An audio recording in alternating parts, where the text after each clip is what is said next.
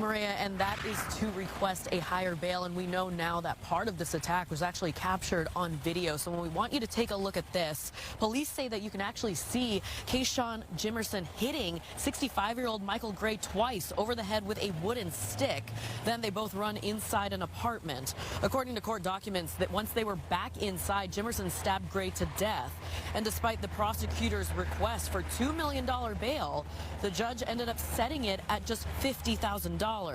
Now, because a defendant is only required to post 10% of the bail money in Washington, Jimerson was able to drop as little as $5,000 and got released 27 hours later. He is set free without electronic home monitoring.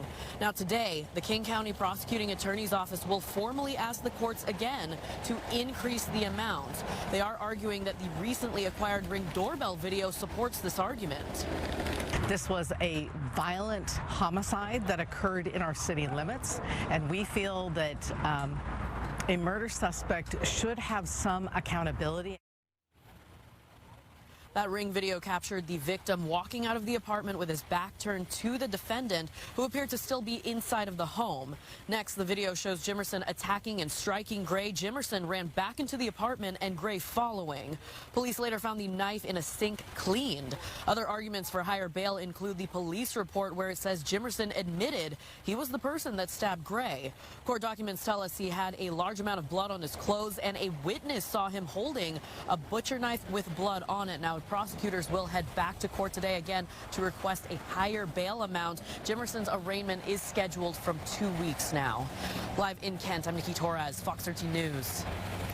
Marysville School District is parting ways with its superintendent, Dr. Zachary Robbins. Tonight, the district will hold a special meeting about this. In a letter to parents, the district says that they believe it is in the best interest of the district to change leadership, and said that it's nobody's fault.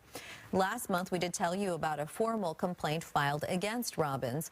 A group alleged unethical and unprofessional conduct, including harassment, intimidation, and unethical budgetary practices. At tonight's meeting, the school board will consider an interim superintendent, and that is scheduled for 7:15 at the district's office. Helene, now considered the deadliest hurricane to hit the U.S. mainland since Katrina. Officials say more than 190 people are now confirmed dead, and that number expected to rise, with many people still missing. It's now been a week since the storm made landfall, and residents are coming to grips with how long the road to recovery will be. I've hugged people and cried with them. We've lost friends. There's been landslides.